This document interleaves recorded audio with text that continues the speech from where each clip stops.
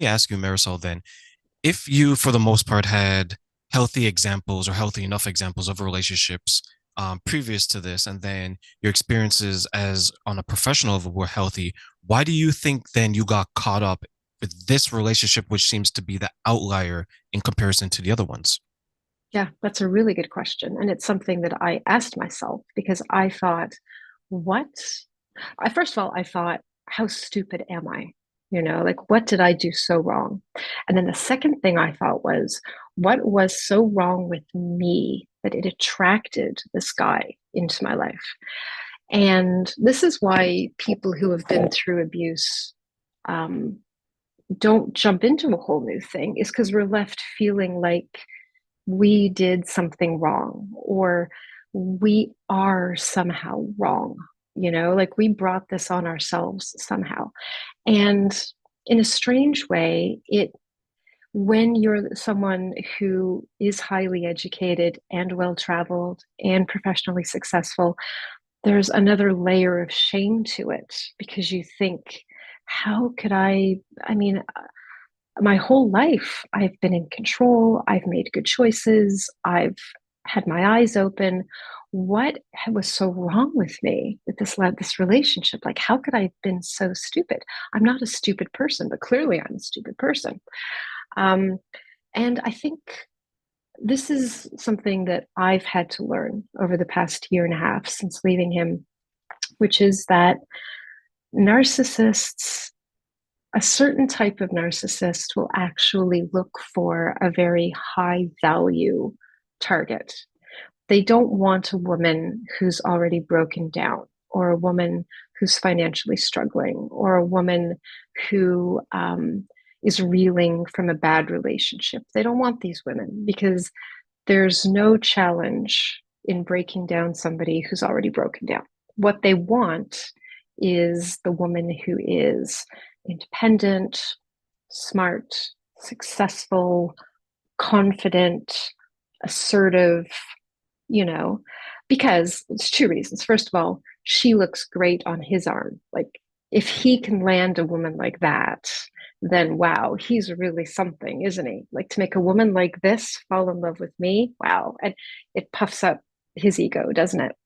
But the second thing is, when the devaluation stage starts, they get legitimately, such a sick pleasure out of taking this woman who was all of these things and breaking her down piece by piece by piece, like reducing her, devaluing her.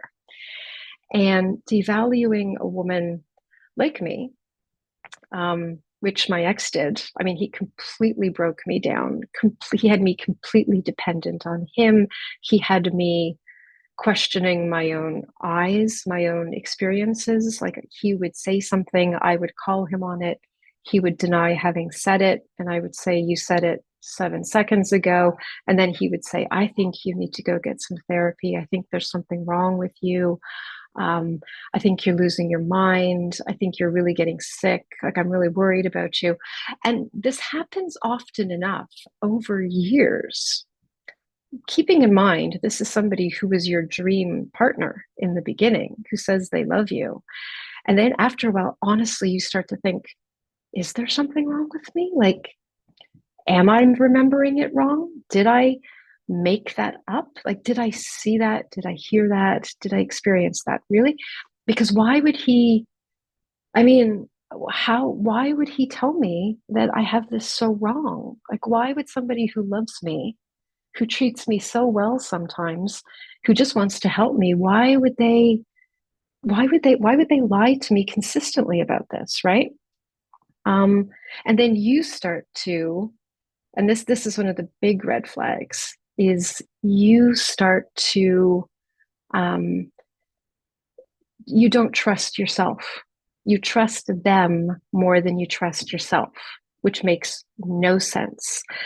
So I don't think that anybody who has been targeted, because you are targeted by a predator, which is what these people are. I mean, my ex was a predator who found me, and I ticked a lot of boxes for him, and I made him look good. I mean, in the beginning, he couldn't boast about me enough.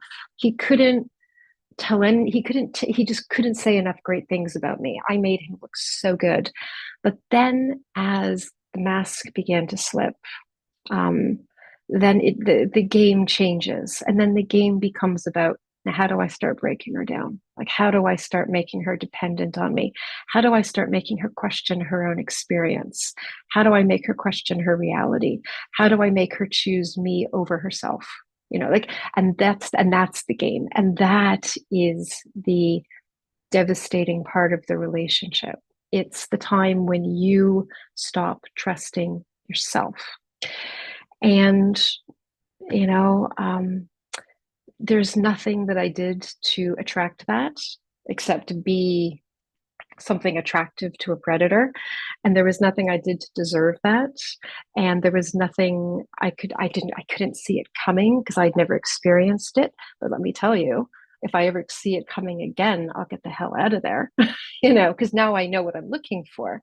But it's like that I said, that's the problem. You don't know you're dealing with a narcissist until you've already dealt with a narcissist. And nobody walks away from a narcissist unscathed. So you have to go through this horrible, horrible experience before you know what the experience looks like. And I don't wish it on anybody, except a narcissist. I'd love for them to meet another narcissist, but I don't know how that would go actually. Yeah, and that's the thing, right? Like people, they sometimes, and I've heard this like in other interviews that I've done, is that they would think that their pedigree, their social status, would shield them from being abused, being gaslit, No. being manipulated, being from the narcissist, from the abuser, right? And they don't realize that a lot of people who are narcissists, they're not going to really go after someone that isn't going to benefit them on a financial and social level, right? Like they're the Yeah. type of people that they want to extract as much of your resources, time, and energy from you. Like I know someone just through conversation through a couple of women that I spoke to, and he's definitely that way, right? Like he'll get people to pay for flights, he'll get them to buy computer chairs, he'll get them to edit videos for him, like all these things, right? And you look at the women, and there's like two, three women, and you look at them and you're like, hey, do you realize you're doing this? Yeah. And then what they do is they kind of look at you and you can see in their mind they're starting to process, right? But they're so deep in it that they Yeah. get rid of you instead of taking themselves out of it. Like, why do you think some people choose to stay in it despite them coming to the realization they're like, oh, okay, you know what? This is going on, but I'm going to stay in it. And sometimes they stay in it for another year, 2 years, Oh God, five yeah. years, right? Like, why Yeah. do you think some Yeah. people stay even though others are saying that, hey, how come you don't see this? Well, the thing is you do see it. The problem is it goes straight back to how the relationship began, which was this amazing, incredible person from the beginning. And you think this is who they really are because they can sustain and maintain this persona for months and months and months.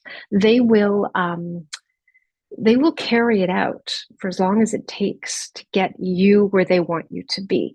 So, in your mind, this is who they are. This is your soulmate. This is the person you've fallen in love with. So, you believe this is who this person is. So, when you see the mask start to slip, you see the cracks, you see things that, like this person, like I remember the first thing I noticed about him was something happened and it's so minor I can't even remember what it was, but his reaction to this minor thing was so out of proportion. Like it was so huge, it was a massive reaction to a minor problem.